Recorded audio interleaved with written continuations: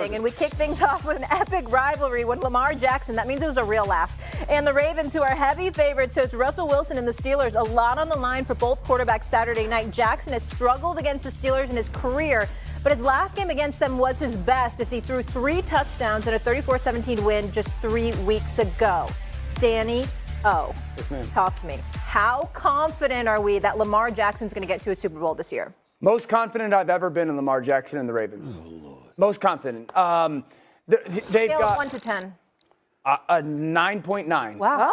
If I had to pick one team that I truly in my gut thought would go to Kansas City and beat Kansas City, it's Fun, a lot's happening, and we kick things off with an epic rivalry when Lamar Jackson, that means it was a real laugh, and the Ravens, who are heavy favorites, so it's Russell Wilson and the Steelers. A lot on the line for both quarterbacks Saturday night. Jackson has struggled against the Steelers in his career, but his last game against them was his best as he threw 3 touchdowns in a 34-17 win just 3 weeks ago. Danny O, talk to me. How confident are we that Lamar Jackson's going to get to a Super Bowl this year? most confident I've ever been in Lamar Jackson and the Ravens. Oh, Lord. Most confident. They've Scale got of 1 to 10.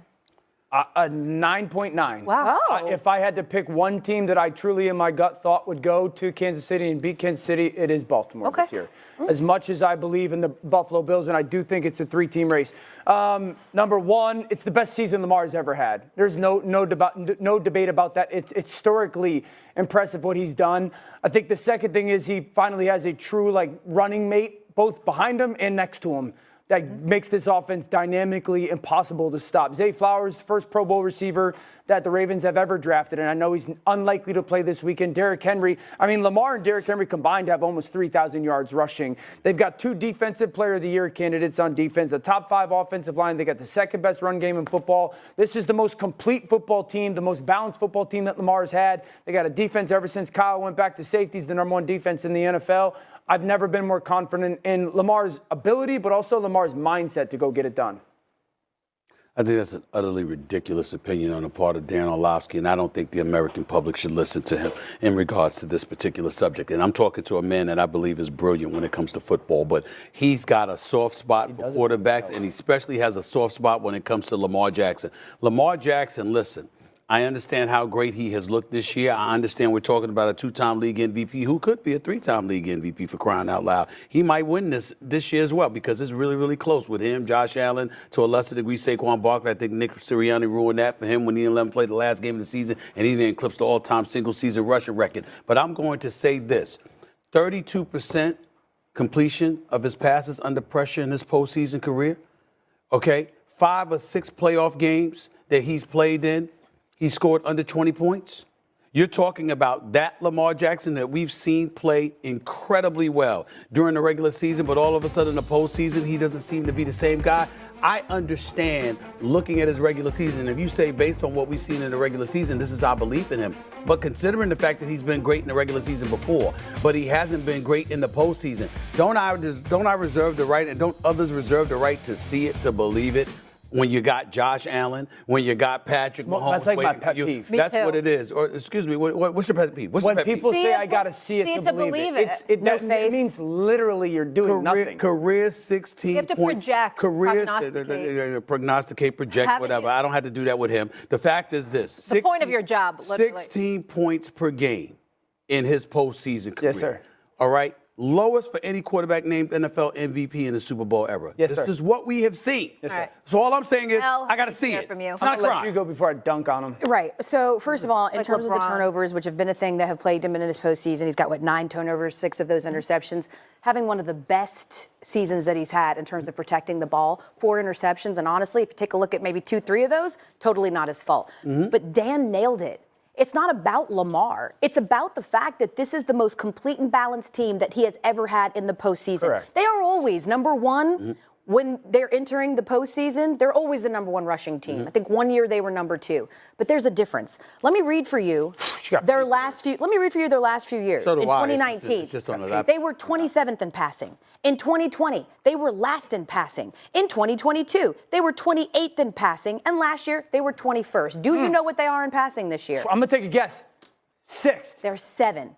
7th in passing this year. And on top of that, ask the 2019 Titans how integral Derrick Henry is to winning postseason games. In fact, ask the 2019 Ravens, who he put 200 yards on in that divisional game to get them to the conference championship. Derrick Henry is the difference maker. And honestly, as bad as they played last year against the Chiefs, it was Todd Monken trying to get too cute and literally go against everything that got them there. And that's the reason that they lost that part of the game. Hold on. We're all prepared. We're all prepared. The fact of the matter is, you want to go that route, 2-4 record, 57 completion percentage, 9 touchdowns. Are we having 6 like a passes, stat 3 runs, off right 9 now? turnovers, 26 sacks, a 75.7 passer rating, and 6 starts, 6. Listen, here's the deal, y'all. Are you ready for this? Yes, sir. I get your numbers. I get where you're coming from.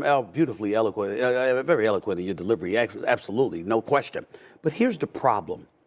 Last time I checked, isn't Todd Monken still the offensive coordinator? Yes, sir.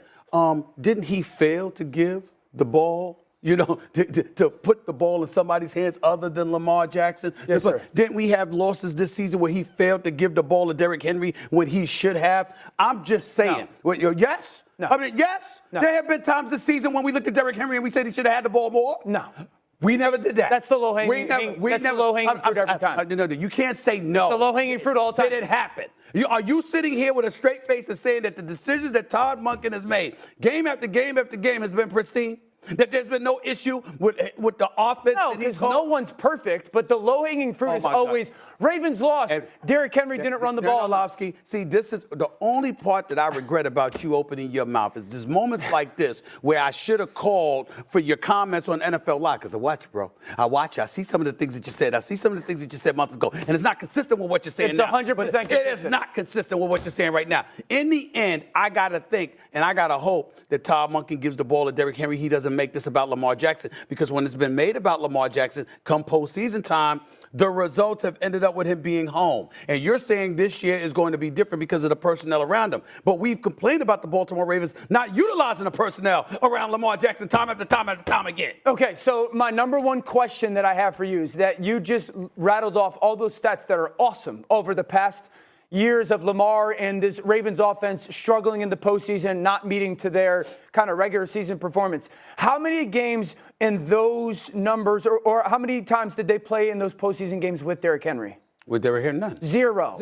So how are we not evaluating the addition of a Hall of Fame back and that impacting the postseason performance? You are. No. I don't give a rat's rear end about the postseason performance of Lamar in this offense in the past. Because they added a Hall of Fame running back. Come on. I was looking for you the other day. What happened when Sam Darnold wet the bed, right? I was here. Hold on, wait. I was looking for you. No. I was looking for you because you know what? You didn't say you couldn't stay long. You couldn't stay long. You couldn't stay like you stayed today. You had other things to do because you couldn't deal with the tsunami of stuff that was going to rain down upon you. Here's what happened with Sam Darnold. The week before, you know this doing Sports Center the way you do it, girl. Here's the deal. Sam Darnold and the Vikings beat the Green Bay Packers. And they showed up in the locker room, hoisted them on their shoulders. Yeah. They're throwing water, whatever the hell you call it. And I looked at you. Next day, and I'm sitting there like, what have they won? Did they win the division title? No. Did they win a playoff game? No. What's all of that about? Is it about the fact that he's on a one-year deal for $10 million and that he's about to get paid because of the way that he's played during this regular season? You still got to win that division. Detroit had 13 dudes on the defensive side of the ball on the injured reserve, and they still spanked them, held them to 9 points. One thing to lose. It's another thing to get held to 9 points. Okay, can't even get a touchdown.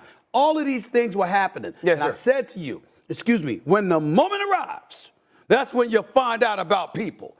That's what I'm looking for with Lamar Jackson in these playoffs. With Josh Allen, with Patrick Mahomes, what you gonna do when you got them brothers on the other side of the sidelines waiting for you? Okay, so you're saying the jury's still out because you haven't seen it from Lamar Jackson.